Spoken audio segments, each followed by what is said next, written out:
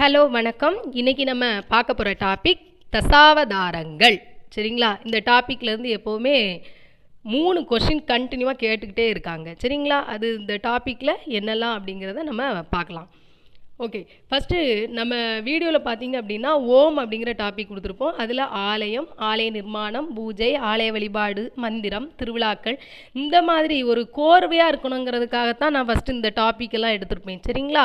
அதுக்கப்புறம்தான் இந்து மதம், தோற்றம், விளக்கம், வரலாறு, வேதங்கள், ஆகமங்கள், இதெல்லாம் இப்போ நம்ம எடுத்துக்கிட்டு இருக்கோம். இந்த டாப்பிக்கெல்லாம் 1 இயருக்கு முன்னாடியே நம்ம வந்து போஸ்ட் பண்ணியிருப்போம். சரிங்களா? இதில் ஆலயம் அப்படிங்கிற டாப்பிக்கில் நாராயணர் பற்றி வரும். சரிங்களா? அதாவது பார்ட் 2ல் அந்த வீடியோவை வந்து நம்ம டிஸ்கிரிப்ஷனில் கொடுக்குறேன், பார்க்காதவங்க பாருங்கள். சரிங்களா? இந்த நாராயணனுடைய அவதாரம் தான் தசாவதாரங்கள் அப்படிங்கிற டாப்பிக்கில் வருது. அதாவது என்ன அப்படின்னா, முதல்ல இறைவன் வந்து நாராயணர் வந்து வைணவ கடவுள் இல்லையா? அவர் வந்து 10 அவதாரங்கள் எடுக்கிறாரு. அதுதான் தசாவதாரம் அப்படின்னு நம்ம சொல்கிறோம். முதல்ல அவதாரங்கள்னா என்ன, அவதாரம்னா என்ன, இறைவன் எதற்காக அவதாரம் எடுக்கிறார் அப்படின்னா, இறைவன் வந்து என்ன பண்ணுவார்னா மனித தோற்றத்திலையோ அல்லது வேறு வகையான உருவத்திலையோ என்ன பண்ணுவார், அவதாரம் எடுப்பார், இந்த உலகத்தில் அவதரிப்பார். எதற்காக அப்படின்னா தர்மத்தை நிலைநாட்டுவதற்காக. சரிங்களா? அதர்மம் ஏற்படும் இல்லையா?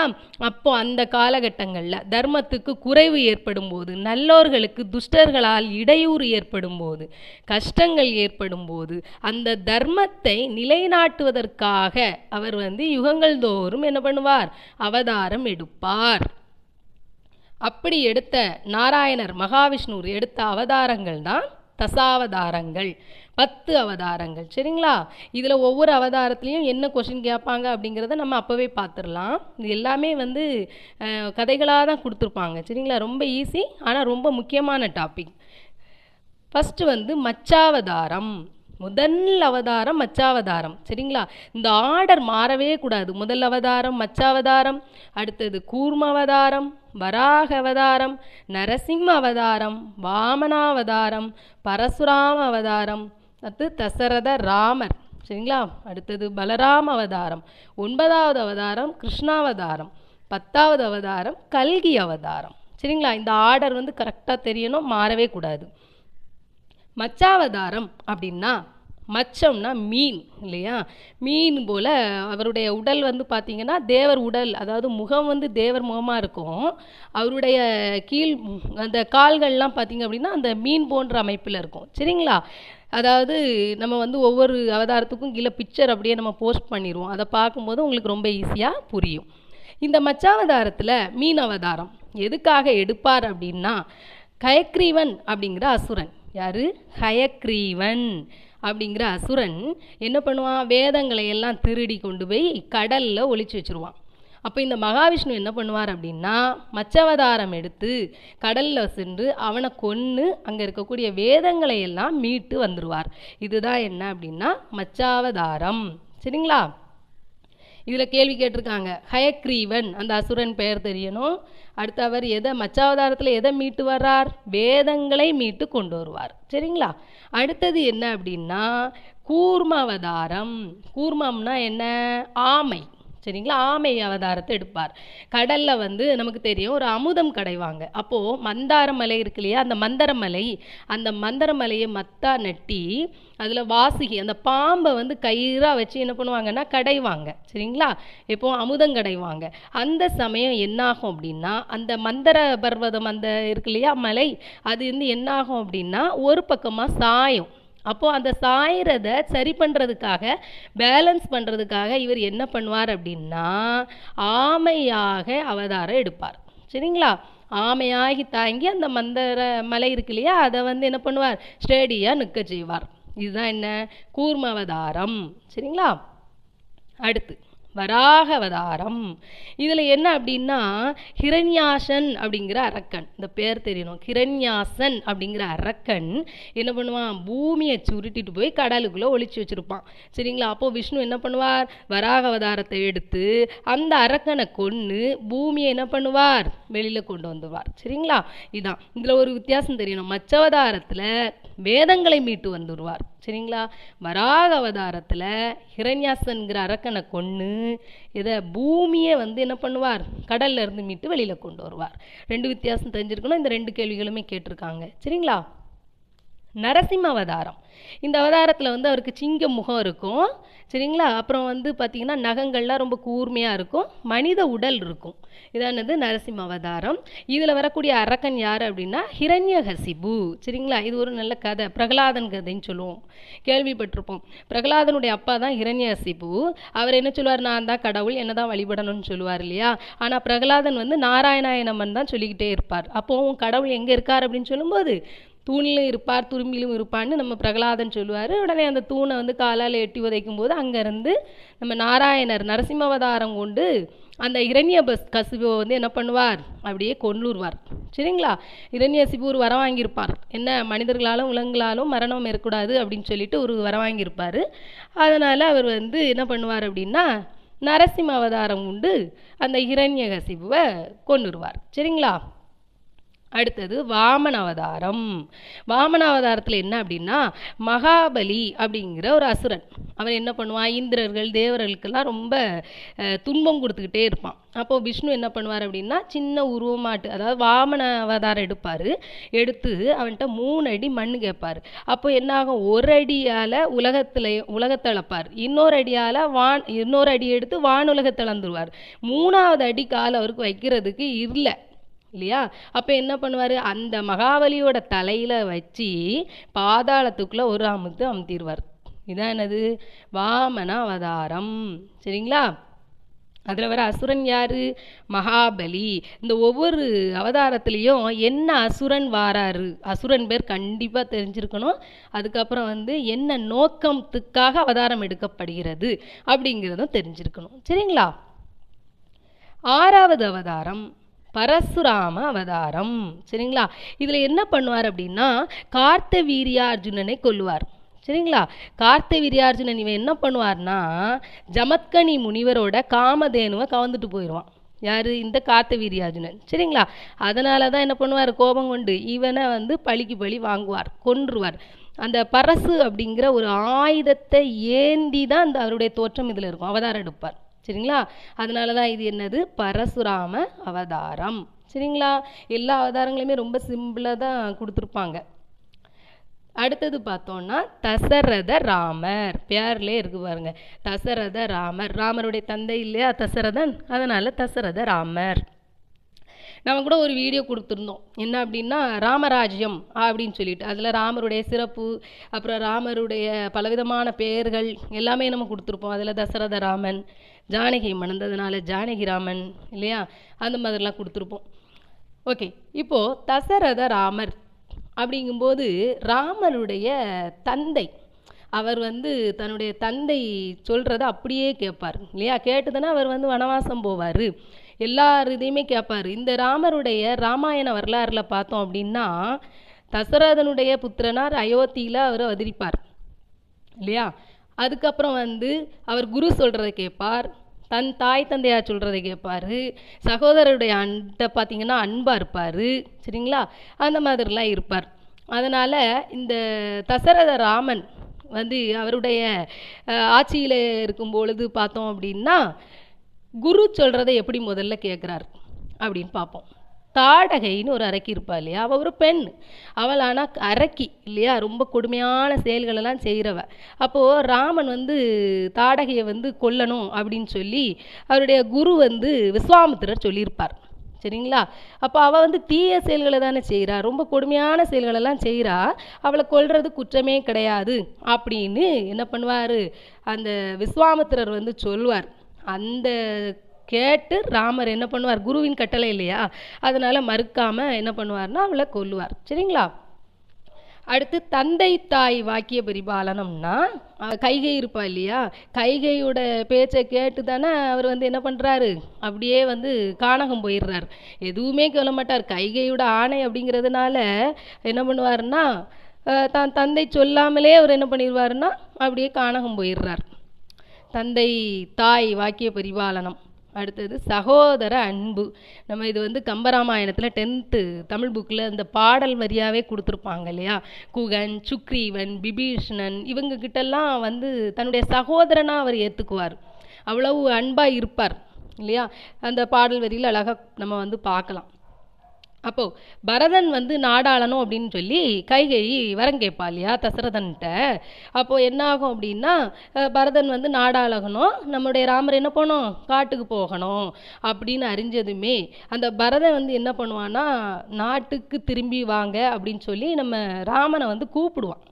யார்? பரதன் கூப்பிடுவான். ஆனால் நாடாடுறதுக்கு மறுத்து அவர் என்ன பண்ணுவார், கானகம் போயிடுவார். தன்னுடைய தாயாருடைய வேண்டுதல் இல்லையா, அதனால் அதை நிறைவேற்றணும் அப்படிங்கிறதுக்காக காட்டுக்கு போயிடுவார். அங்கே போனோம்னா குகன், சுக்ரீவன், விபீஷணன் இவங்ககிட்டெல்லாம் வந்து அவங்களெல்லாம் தன் கூட பிறந்தவர்களாலே கருதுவார். அவர் அந்த அளவுக்கு அன்பு செலுத்துவார். சரிங்களா? அதுக்கப்புறம் பார்த்தீங்கன்னா இவன் வந்து ராமர் அப்படிங்கும்போது ஏகபத்திரி விரதன் இல்லையா? சீதையை தான் அவர் வந்து மனசால், சீதையை தவிர வேறு எந்த பெண்ணையுமே வந்து மனசால் நினைக்க கூட மாட்டார். அதனால தான் அவர் ஏகபத்தினி விரதன் அப்படின்ட்டு சொல்லுவோம். அதுக்கப்புறம் பார்த்திங்கன்னா வாலி வதம் அப்படின்னு கொடுத்துருப்பாங்க. வாலியை வந்து ராமன் மறைஞ்சு நின்று தான் வந்து கொல்லுவார். சரிங்களா? ஏன் அப்படின்னா, இப்போ வாலி வந்து ரொம்ப பலசாலியாக இருப்பான். அவனை எதிர்த்தா அவனுடைய பலத்தில் பாதி வந்து என்னது அவனை சேர்ந்துடும். சரிங்களா? அவனை எதிர்த்தவன் பலத்தில் பாதி வாலிக்கு வந்துடும். அதனால தான் வந்து நேராக நின்று கொள்ளாமல் மறைஞ்சிருந்து என்ன பண்ணுவார், கொல்லுவார். இன்னொன்று என்ன அப்படின்னா, சுக்ரீவன் வந்தைய மனைவியை வந்து தன்னுடைய மனையாக்கி கொள்வான் வாலி இல்லையா? ஆனால் சுக்ரீவன் வந்து ராமர்கிட்ட தஞ்சம் அடைஞ்சிருவார் இல்லையா? ராமனிடம் தன்னுடைய குறைகளை எல்லாம் கூறி சரணடைஞ்சிருவார். அப்போ சரணடைந்ததுனால சரணாகதின்னு ஒன்று அடையும் போது இறைவன் வந்து அவங்களுக்கு என்ன பண்ணுவார், பாதுகாப்பு கொடுப்பார் ராமர். அதனால் அவர் வந்து சுக்ரீவனை காக்கும் பொருட்டு இந்த வாலியை வந்து என்ன பண்ணுவார்னா வதம் பண்ணுவார். சரிங்களா? அடுத்தது ராமாயண ஆராய்ச்சின்னு ஒன்று கொடுத்துருப்பாங்க. அதில் வந்து தெரிஞ்சுக்க வேண்டியது என்ன அப்படின்னா, ராவணன் அப்படிங்கிற சொல்லுக்கு வடமொழியில் அலறச் செய்கிறவன் அப்படிங்கிறது பொருள். சரிங்களா? அதுக்கப்புறம் கும்பகர்ணன் அப்படின்னா குடம் போன்ற காதை உடையவன் அப்படிங்கிறது பொருள். சூர்பனகை அப்படிங்கிறதுக்கு என்ன பொருள்னா முரம் போன்ற நகத்தை உடையவள் அப்படிங்கிறது பொருள். சரிங்களா? அது தெரிஞ்சுக்கிட்டா போதும். அடுத்தது வந்து 8வது அவதாரம் பலராம அவதாரம். அதாவது இது வந்து ஆதிசேடனுடைய அம்சம். சரிங்களா? ஆதிசேடனுடைய அம்சம் தான் இந்த பலராம அவதாரம். கண்ணன் இருப்பார் இல்லையா? கண்ணனுக்கு அண்ணன், அதாவது முன்னாடி பிறந்தவர். அவர் வந்து நிறைய கிருஷ்ணர் நிறைய பாலலீலைகள்லாம் கண்ணன் பிரான் பண்ணுவார். அதுலெல்லாம் இவர் வந்து கூடவே இருப்பார். யார்? இந்த பலராமர். சரிங்களா? அடுத்தது பார்த்தீங்க அப்படின்னா கிருஷ்ணாவதாரம். கிருஷ்ணாவதாரம் வந்து என்ன அப்படின்னா, கிருஷ்ணர் வந்து வாசுதேவருக்கும் தேவகிக்கும் மகனாட்டு அவதரிச்சிருப்பார். அப்புறம் ஆயர்பாடியில் தான் நந்தகோபாலனுக்கும் யசோதைக்கும் என்ன பண்ணுவார், புத்திரனாக வளர்ந்து வருவார். சரிங்களா? இவருக்கு வாசுதேவருங்கிற பேர் இருக்குது. எப்படின்னா வாசுதேவருடைய மகன் தானே, அதனால் வாசுதேவர் அப்படிங்கிற பேர் இருக்குது. அப்புறம் எல்லா உயிர்களிடத்திலும் வசிக்கிறார். சரிங்களா? எல்லா உயிர்களுக்குள்ளேயும் வசிக்கிறதுனால அவருக்கு வாசுதேவருங்கிற பேரும் பெற்றிருக்கார். சரிங்களா? அடுத்தது என்ன அப்படின்னா, இவருடைய சரிதியை சொல்லும்போது கோகுல நந்தனன், துவாரகாநாதன், பார்த்த சாரதி அப்படின்னு சொல்லி 3ஆக பிரிச்சிருப்பாங்க. சரிங்களா? கோகுல நந்தனன் அப்படின்னா கண்ணன் வந்து கோகுலத்தில் 16 வயசு வரைக்கும் வாழ்ந்து வந்திருப்பார். சரிங்களா? எத்தனை வயசு வரை? 16 வயது வரை இந்த கேள்வி கேட்டிருக்காங்க. கோகுல நந்தனன் கோகுலத்தில் கண்ணன் வந்து 16 வயது வரைக்கும் வாழ்ந்து வந்திருக்கான். சரிங்களா? அது கண்டிப்பாக தெரிஞ்சிருக்கணும். அடுத்தது வந்து பூதனைங்கிற ஒரு பெண். சரிங்களா? பூதனைங்கிற அரக்கி என்ன பண்ணியிருப்பா, தன்னுடைய பாலில் விஷம் தடவிட்டு அந்த பாலை கொடுத்து கண்ணனை கொல்லணும் அப்படின்ட்டு நினைப்பா. அதனால் என்ன பண்ணுவார், கண்ணன் பாலை உறிஞ்சி அவளை கொன்னுருவார். சரிங்களா? அடுத்து வெண்ணெய் திருடுவார். அது எல்லாருக்கும் தெரியும். பால், தயிர், வெண்ணெய் எல்லாத்தையும் திருடி கள்ளத்தனமாக உண்பார். அதனால் வந்து ஆனால் அது கள்ளன் கிடையாது, கள்வன். சரிங்களா? அதை தெரிஞ்சுக்கலாம். எப்படின்னா அடியார்களது உள்ளத்தை கவர்கின்ற கள்வன் தான் யார்? கண்ணன். ஏதா கடவுள் போய் வந்து வெண்ணெய்க்காகவும் இதுக்காகவும் திருட போவாரா? கிடையாது. அவர்கிட்ட எல்லாமே இருக்கே. அவர் எதுக்காக திருட போகணும்? அதனுடைய அர்த்தம் என்னன்னா இதுதான். சரிங்களா? அதே மாதிரி குழல் ஊதி மயக்குவார். என்ன ஆயர்பாடி பெண்களெல்லாம் அழைத்து ஆடல் பாடல்லாம் புரிஞ்சு அப்படியே குழல் ஊதி மயக்குவார்னு சொல்லுவாங்க. கண்ணனுடைய குழலோசை கேட்ட உடனே அந்த ஆயர்பாடி பெண்கள் எல்லாரும் அப்புறம் பசு கூட்டங்கள் எல்லாம் ஓடோடி வந்துருமா. சரிங்களா? அந்த அளவுக்கு அவருடைய இசை வந்து மயக்கும் அப்படின்னா அதோட அர்த்தம் என்ன தெரியுமா? இந்த ஜீவாத்மாக்கள் கூட்டங்களில் இருக்கக்கூடிய ஆயர்பாடி பெண்கள்லாம் யார்? ஜீவாத்மாக்கள் தானே. அந்த ஜீவாத்மா வந்து பரமாத்மாவினை நேசிக்கிறது குற்றமா? குற்றம் கிடையாது. பகவானை நேசிக்கிறது குற்றம் இல்லையே. அப்போ இந்த ஆயர்பாடி பெண்கள்ங்கிற ஜீவாத்மா பரமாத்மாவினை நேசித்து அவனை சென்றடைகிறது. சரிதானே? அதுதான் இதோட அர்த்தம். கடவுளுக்கு எந்த சலனமும் கிடையாது. சரிங்களா? அவர் குழல் ஊதி மயக்க வேண்டிய அவசியம்தான் என்ன சொல்லுங்க. கிட்டத்தட்ட ஒரு 10,008 கோபியர்கள் இல்லையா? 10,000 கோபியர்கள், 10,008 கோபியர்கள் வந்து என்ன பண்ணுவாங்களாம்? அவர் கூட வந்து இருப்பாங்களாம். அது எப்படி அப்படின்னா அவர் வந்து ஒவ்வொரு வீட்லேயுமே வந்து அப்படியே கண்ணனாக மாறிடுவார். ஒவ்வொரு வீட்லேயும் இருப்பார். அப்படிங்கிறது அவருக்கு தான் மாயக்கண்ணன் தானே. எத்தனை வீட்லேயும் இருப்பார். அவர் எவ்வளவு தோற்றங்கள் வேணாலும் எடுப்பார் இல்லையா? அப்படிங்கிறத நாரதர் ரொம்ப அழகாக சொல்லியிருப்பார். சரிங்களா? அதுக்கப்புறம் பார்த்திங்கன்னா நமக்கு நிறைய இதில் வந்து கண்ணன் என்ன லீலைகள்லாம் பண்ணியிருப்பார் அப்படிங்கிறத சொல்லியிருப்பாங்க. மண்ணை உண்டிருப்பார். உண்டோடனே யசோதா வந்து வாயை திறந்து, அவங்க அம்மா வந்து என்ன சொல்லுவாங்க? வாயை திறந்து காட்டப்பா அப்படின்னு சொன்னோடனே வாயை திறந்தா அங்கே அண்ட சராசரங்கள் எல்லாமே அவளுக்கு தெரியும். அப்போது அது இறைவனால் தானே முடியும். அதுக்கப்புறம் வந்து பார்த்திங்கன்னா 2 மரங்கள் இருக்கும் பார்த்தீங்களா? மருதிடை தவழ்ந்துன்னு சொல்லியிருப்பாங்க. அது என்ன அப்படின்னா 2 மரங்கள் இருக்கும். அந்த யசோதை என்ன பண்ணியிருப்பா? அவரை உரலில் கட்டி போட்டிருப்பா கண்ணனை. கண்ணன் அந்த உரலோடு இழுத்துட்டு போய் அந்த மரத்தை 2ஆக பிளந்துடுவார். அது வந்து கந்தர்வர்கள் ஆயிரும். சரிங்களா? அதே மாதிரி அரக்கர்களை கொல்றது. அதுக்கப்புறம் கடுமையான மழை இருக்கும். மழை பெஞ்ச உடனே ஒரு மலையே வந்து எப்படி இருப்பார்னா குடையாக்கிடுவார் இல்லையா? குடையாக்குவார். இந்த மாதிரி பல லீலைகள்லாம் அவர் கண்ணனாக இருக்கும்போது செய்வார். சரிங்களா? அடுத்தது துவாரகை நாதன். துவாரகை நாதன் யார்? கிருஷ்ணர். கிருஷ்ணர் வந்து துவாரகைக்கு அரசராக இருப்பார் இல்லையா? அப்படி அரசராக இருக்கும்போது என்ன பண்ணுவார்னா சிசுபாலன், அதுக்கப்புறம் வந்து பார்த்திங்க அப்படின்னா தந்தவத்ரன், இந்த மாதிரியான தீயோர்களை எல்லாம் அழிப்பார். ஆக்சுவலி கடவுள் வந்து செய்யக்கூடிய விஷயமே அதுதானே. அவதாரத்தினுடைய நோக்கமே என்ன? கெட்டவர்களையெல்லாம் அழிக்கிறது தானே, துஷ்டர்களை அழிப்பது தானே. அதை தான் அவர் இந்த அவதாரத்தில் ஒவ்வொன்றிலையும் ஒவ்வொரு மாதிரி பண்ணுவார். சரிங்களா? இதுதான் நமக்கு தெரிய வேண்டிய கான்செப்ட். அதே மாதிரி துவாரகை கிருஷ்ணனாக இருக்கும்போது நமக்கு தெரியும் பாண்டவர்களுக்காக துரியோதனன்ட்ட போய் என்ன பண்ணுவார் அப்படின்னா தூது போவார் இல்லையா? அதுவும் வந்து துவாரகை கிருஷ்ணனாக இருக்கும்போது தான் பண்ணுவார். அடுத்தது பார்த்த சாரதி. பார்த்தன்னா யார்? அர்ஜுனன்.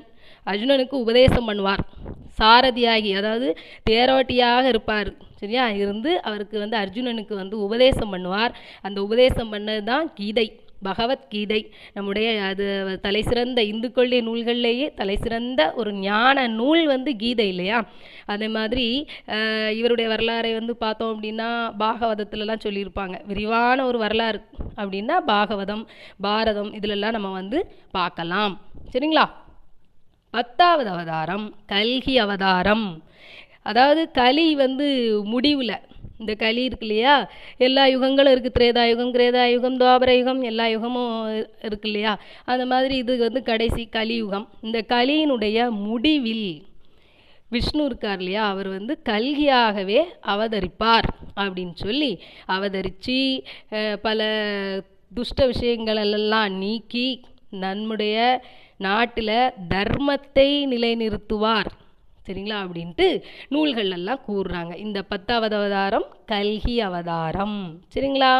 இதெல்லாம் தான் தசாவதாரங்கள். குட்டி குட்டி கதைகளாக சொல்லியிருப்பாங்க. இதில் நம்ம என்ன தெரிஞ்சுக்கணும் அப்படின்னா ஒவ்வொரு அவதாரத்துலேயும் எந்த அசுரர்கள் வர்றாங்க, என்ன நோக்கத்தில் வந்து கிருஷ்ணர் வந்து கிருஷ்ணராகவோ இல்லை வந்து கூர்ம அவதாரம், மச்ச அவதாரம், நரசிம்ம அவதாரம், ஒவ்வொரு அவதாரத்துலேயும் அவர் எந்த நோக்கத்துக்காக அந்த அசுரர்களை கொல்றார் அப்படிங்கிறதும் நம்ம வந்து தெரிஞ்சிக்க வேண்டிய விஷயம். சரிங்களா? ஓகே, மீண்டும் இன்னொரு வீடியோவில் சந்திப்போம். நன்றி.